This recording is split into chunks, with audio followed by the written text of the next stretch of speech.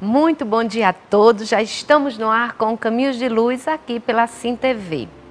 Ela existe desde o povoamento dos homens na Terra. Todavia, hoje vivemos num clima de tensão, com medo, com pavor. Estamos falando da violência. Como entender a violência? Será que ela tem meios da gente chegar ao fim? Vamos entender isso e quem vai nos ajudar nesse entendimento é o nosso querido amigo, colaborador aqui, há muito tempo já esteve aqui, Jomar Moraes. Jomar é jornalista, foi editor das principais revistas aqui no nosso país, entre elas Veja, Isto É, Super Interessante, foi também colunista da Folha de São Paulo, hoje é conferencista espírita, um grande trabalhador do movimento espírita aqui do nosso estado. Então, convidamos você a assistir e entender um pouco desse problema que infelizmente nos aflige nos dias atuais. Gente, já estamos de volta, vamos conversar hoje sobre a violência, vamos conversar com um profundo conhecedor do espiritismo, que vai elucidar, que é o nosso querido amigo Jomar Moraes. Muito bom dia, Jomar, seja bem-vindo, né? Já há tanto tempo. Bom dia, Gisete, bom dia aos telespectadores, realmente é uma satisfação retornar ao programa Caminhos de Luz. E me coloco à disposição. É verdade que já fui recebido aí com um jato de generosidade, de profundo conhecedor do espiritismo. Mas é mesmo. Mas estamos aqui, mesmo sem ser este profundo conhecedor, disposto a partilhar, trocar ideias com a Gisete e com vocês. Gente, eu esqueci de falar, me perdoe, Jomar. Jomar é escritor, gente, tem um livro maravilhoso, que depois a gente vai falar também ao longo do nosso programa, né, do livro e também no outro programa, que Jomar vão fazer 2 programas, a gente tinha que aproveitar, né? Jomar, falando de violência, a gente iniciou dizendo que desde que o mundo foi povoado, a violência existe, né? Mas como explicar o quadro de violência que assusta as pessoas e aparentemente foge ao controle das instituições?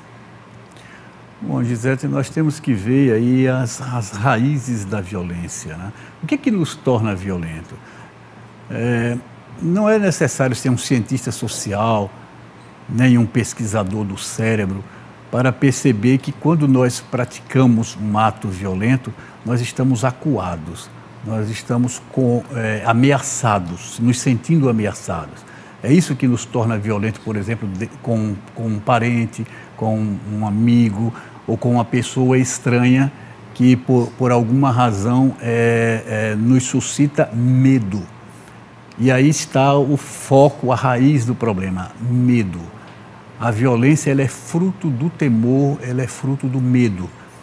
E o medo, ele existe onde há escassez de um outro sentimento, que é um sentimento importantíssimo, que é o sentimento do amor. Quanto mais amor nós temos, menos medo nós temos.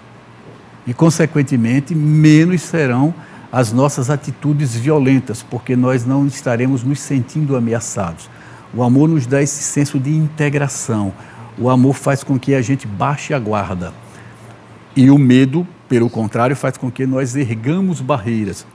Então, todo aquele que está além daquela barreira que nós erguemos, essa barreira, ela, digamos assim, ela é rente, é junto à nossa estrutura psicológica chamada ego. Então, tudo que está depois dessa barreira, nós consideramos uma ameaça para nós. E aí nos tornamos mais violentos. Eu diria que nesse momento existe uma cultura do medo na sociedade. O medo, como você falou, a violência, como você falou, é um fenômeno antigo. Os animais temem. Na época em que nós vivíamos na caverna, haviam muito mais ameaças externas e ameaças reais ao homem. Então era importante que o homem, que o medo do homem aparecesse num determinado nível para que ele fosse cauteloso. O medo existe para a preservação do próprio ser, né, para a preservação da vida. Mas quando este medo passa de um determinado nível, ele passa a ser patológico e então começa a gerar disfunções na nossa maneira de nos relacionarmos com o ambiente, com os outros e até conosco mesmo, surgindo aí a questão da violência. Então, no passado, quando nós habitávamos a caverna, havia muitas ameaças reais. Hoje, existem muitas ameaças imaginárias, em razão do nosso edifício de valores, em razão da perda de uma conexão que nós tínhamos com a essência do nosso ser. A perda da nossa conexão espiritual. Isso nos torna muito mais frágeis, isso nos torna muito mais temerosos diante da vida, porque perdemos o senso da interligação com todos os seres, com todas as coisas, com todo o universo. Perdemos o senso de conexão com Deus, que é a fonte de todas essas coisas, de toda a criação. E aí cresce o medo, porque escasseia o amor. Essa conexão é a conexão com a própria fonte do amor, que é Deus. Então, escasseia o amor, começa a crescer o medo. E na esteira do medo surge a violência, que é um sintoma do medo. Aí você acha que nesse aspecto as instituições não têm controle sobre isso? Olha, esse não é um problema que vai se resolver no nível institucional apenas. Quando nós invocamos um nível institucional, nós estamos buscando a solução de efeitos. A instituição pode até ajudar se ela, digamos assim, estimula, favorece um processo educativo. Mas, infelizmente, as instituições não têm feito esse trabalho, até porque falta consciência. As instituições não são paredes, não são as paredes. As instituições não são os papéis. As instituições não são as contas bancárias. As instituições são pessoas. Então, as pessoas que fazem as instituições, elas estão também nesse processo de ignorância, digamos assim, ignorância em relação ao ser real, ao ser espiritual. Então, para as pessoas que fazem a instituição, é suficiente atacar os efeitos. Ataque-se os efeitos e a violência desaparecerá. Mas se a causa persiste e a causa está no indivíduo, não é? E no conjunto dos indivíduos, que é a sociedade, isso não vai desaparecer. Você contém um efeito e mais adiante surge uma outra válvula de escape onde vai aparecer outro efeito daquele medo que persiste.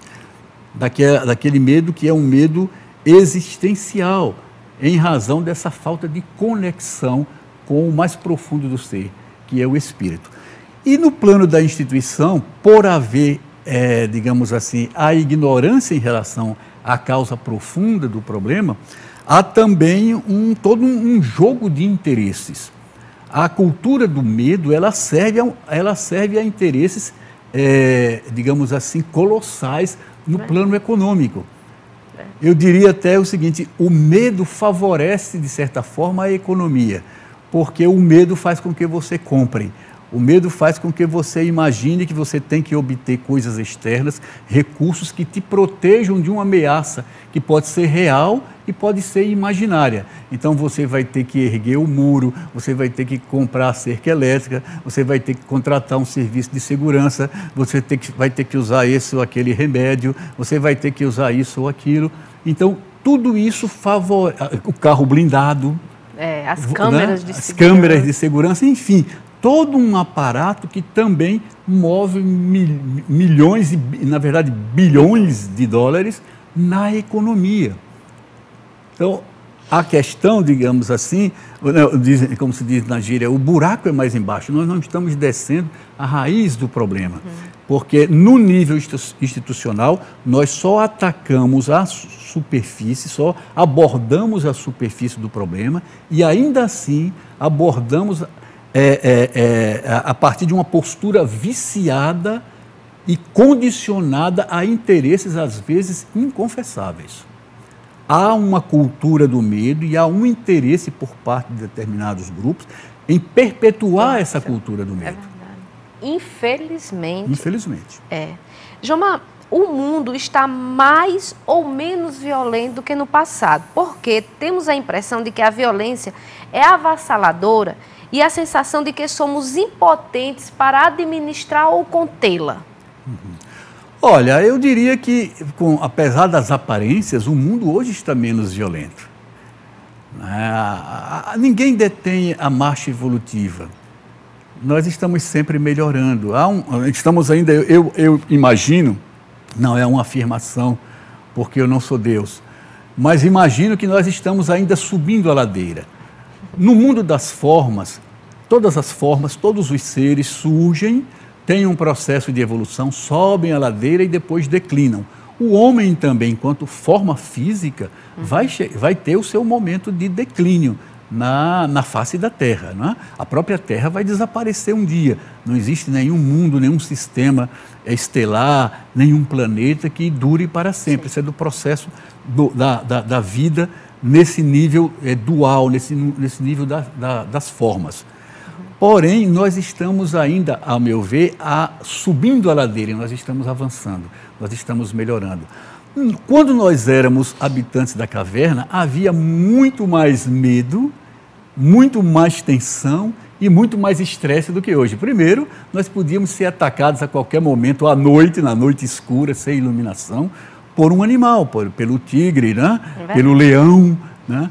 Depois, nós não tínhamos sequer a agricultura. Então, a cada dia era um dia novo e nós tínhamos que disputar o alimento, né, num ambiente inóspito e em meio às reações imprevistas de outros seres irracionais, os animais.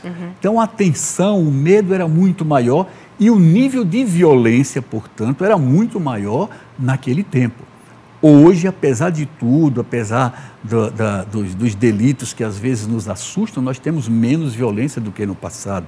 No tempo de Francisco de Assis, né, 1200, apenas 800 anos atrás, havia muito mais violência do que hoje. O Papa Inocêncio, na época de Francisco de Assis, teve o seu corpo, né, assaltado no velório. O cadáver do Papa foi assaltado no velório, isso há 800 anos atrás. Nós não conseguiríamos sair à noite. Então havia muito mais medo e muito mais violência do que hoje. Então nós estamos num processo, digamos assim, melhor do que no passado. Mas ele parece muito assustador, por quê? Por causa do problema da escala. No passado, nós tínhamos um mundo com 200 mil pessoas, 100 mil pessoas, depois 500 mil. No início da Idade Moderna, devia haver menos de 600 mil, 600 milhões de pessoas habitando a Terra. Hoje nós temos 7 bilhões, então temos um planeta superpovoado e temos um planeta interligado pela comunicação em tempo real. Então, no passado, quando acontecia um crime, mesmo a uma cidade que ficava a 100 quilômetros da outra, aquela notícia só ia chegar na cidade vizinha dias depois, às vezes meses depois. Hoje nós temos os meios de comunicação que ecoam esses fatos e ecoam muitas vezes com sensacionalismo, porque a violência vende, a violência produz catarse em determinado tipo de ouvinte, e, consequentemente, acumula audiência. Ao acumular audiência, permite que as emissoras vendam espaço comercial e vendam espaço comercial a um preço mais alto. Então, cria-se uma máquina. Isso também está dentro da cultura da violência. E nós, que somos os telespectadores, e nós que somos os leitores dos jornais, das revistas, passamos a ter a impressão de que o mundo está ruindo, vai acabar amanhã. Não passa desta madrugada, mas não é assim. O mundo está melhor, mesmo no campo do medo e da violência, do que no passado. Mas nós precisamos enfrentar esse problema agora de um nível mais alto, a fim de que ele não venha se tornar um problema real e um problema talvez irreversível, porque hoje os mesmos meios de comunicação que ecoam e fazem esse barulho todo diante do fenômeno social, ele também ajuda a replicar o fenômeno social.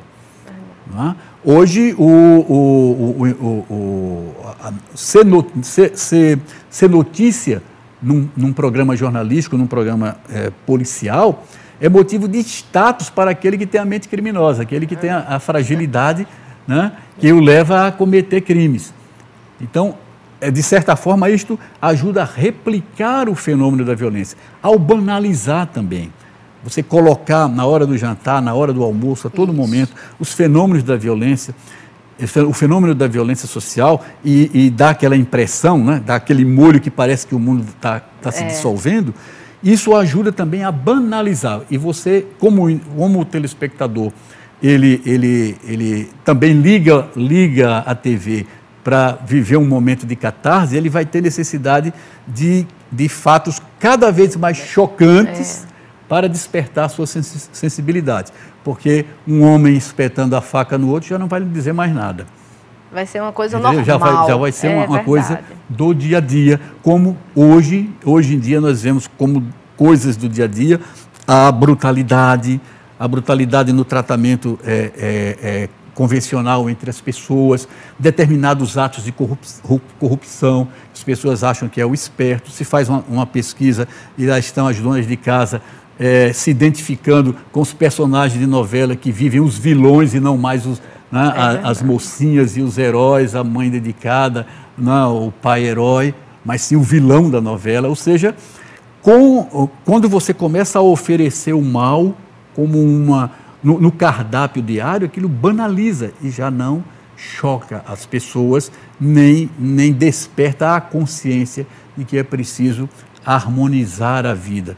Não dar força à entropia, que é a força dissociadora, mas apostar na harmonia.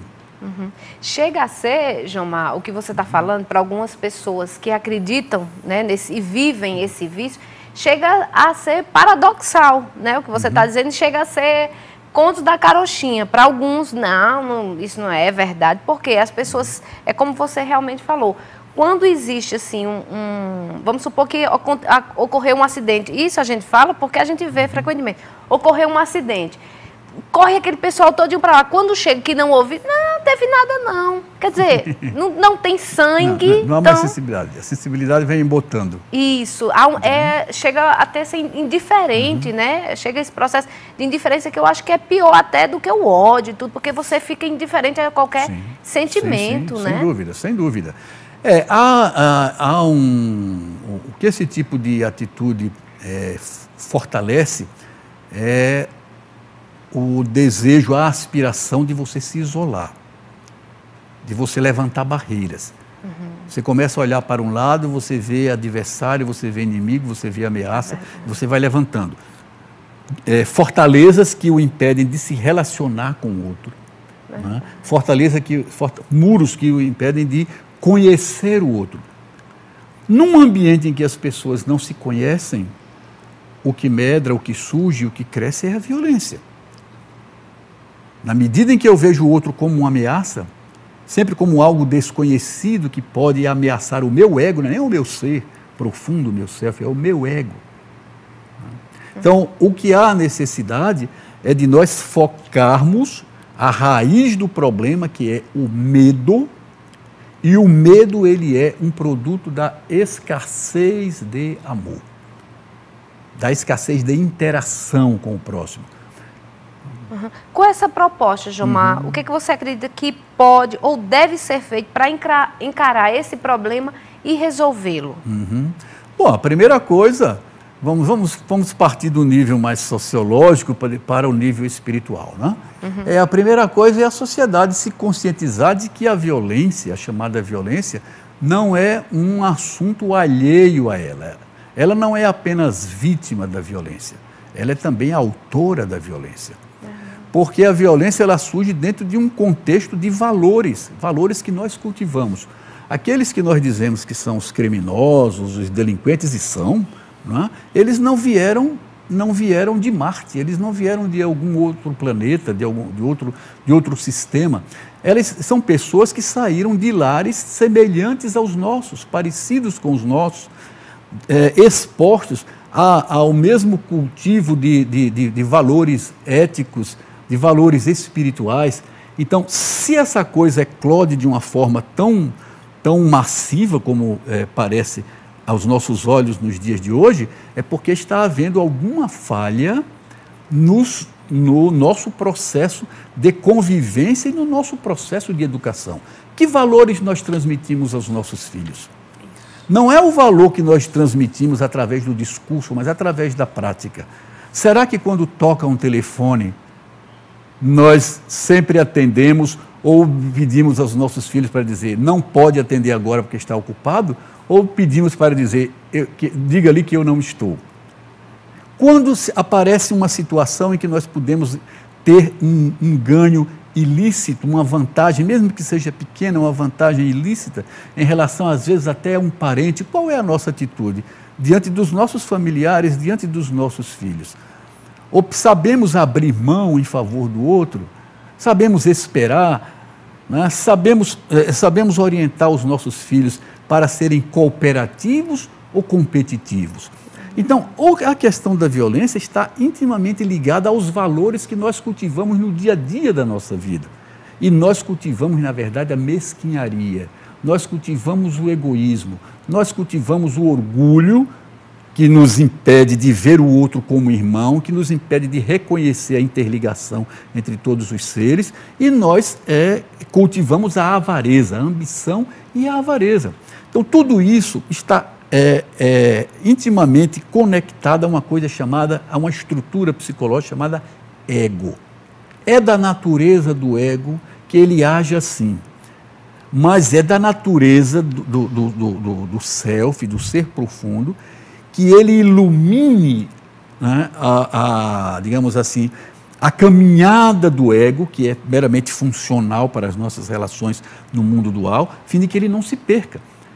É da natureza do self que faça emergir o amor, que é a energia da vida, que é a energia que sustenta. O amor é aquela força que tudo cria, tudo sustenta e tudo transforma. O amor parece uma coisa assim distante para a gente, difícil de conceituar. Não sei se dá tempo de falar sobre isso? Um pouquinho, porque senão a gente vai ter que... Então vamos... Eu diria o seguinte, mas o amor, não é quando nós falamos amor, não é o amor que você vê na telenovela, não é sequer o amor que às vezes é pregado a partir dos templos. Porque às vezes nós vemos amor como assistencialismo, paternalismo, pieguismo, não é isso. O amor é o sentimento de aceitação. Aceitação daquilo que é, aceitação dos fluxos da vida, aceitação da diferença, aceitação do perfil de cada um, aceitação de que cada um é uma flor, digamos assim, diferente, que ajuda a compor a beleza da vida, no grande jardim do universo. Quando nós temos este princípio de aceitação, fica mais fácil. O problema é que nós perdemos a capacidade de amar. Quando perdemos essa capacidade de ter a aceitação e de reconhecer a nossa interligação, o que sobra é o medo. O que sobra é tudo, todo o resto é inimigo. Todo o resto vai me dissolver, todo o resto me ameaça. E aí nós estamos em plena cultura, caldo de cultura, para que surja o fenômeno da violência sob todas as formas. Jomar, só para a gente finalizar, que a gente não poderia deixar de perguntar em relação ao espiritismo. Como o espiritismo pode contribuir para a superação desse problema em que vivemos? O espiritismo tem uma função muito importante aí. Quando Kardec pergunta aos espíritos sobre a missão do espiritismo, e depois isso ele vai escrever com as próprias palavras dele, os mentores esclarecem que a missão do espiritismo é secundar o progresso moral da humanidade. Não cabe ao espiritismo resolver ele sozinho, digamos assim, os problemas da caminhada evolutiva, mas ele vai ajudar exatamente ao desenvolvimento moral do homem. O desenvolvimento moral ele só pode se dar apoiado no amor, apoiado no respeito, né? Então o espiritismo contribui a partir daí, mostrando que o homem é além da forma física, né? Que há um sentido para os aparentes contrastes da vida, né? Para as ondulações da onda da vida. Então, o espiritismo, como eu diria também as outras tradições espirituais, são importantíssimas para acender no coração do homem o amor. Acendendo no coração do homem o amor, ou seja, é colocar Deus, o apóstolo João dizia, Deus é amor, olha só, dizia isso há mais de 20 séculos. Deus é amor e onde há amor não há medo. É uma receita para os nossos dias. Então, o espiritismo, acendendo a chama do amor no coração do homem, permite que desapareça o medo e, consequentemente, há fenômenos decorrentes do medo, que é como o da violência, em todas as formas, em todos os níveis.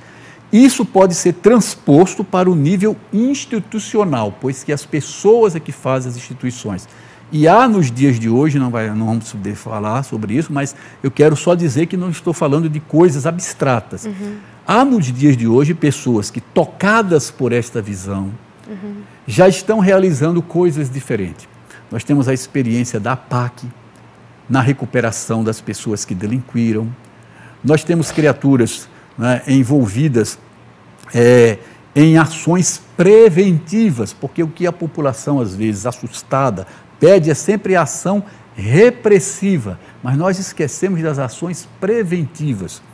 O amor age na prevenção, para que nós não tenhamos nem mais criminosos, nem mais vítimas. O senso comum, que às vezes pede a vingança como justiça. Isso não é o remédio. Isso nós já fazemos desde a Idade da Pedra. E não resolve. Gilmar, infelizmente o nosso tempo acabou, está estourando. Gente, a gente só tem muito a agradecer, mas Gilmar não vai sair não. A gente vai voltar no próximo domingo com outras informações, não a respeito desse assunto, mas de outro assunto também empolgante, meditação. Então pronto, continue aí conosco, com a nossa programação. Fiquem com Deus. Espero que você tenha aproveitado o máximo todas essas informações, porque são valiosas, né? Principalmente para a gente que vive esse clima aí. E é o que Gilmar falou, mais amor e menos medo. Fiquem com Deus e até o próximo domingo, se Deus assim nos permitir.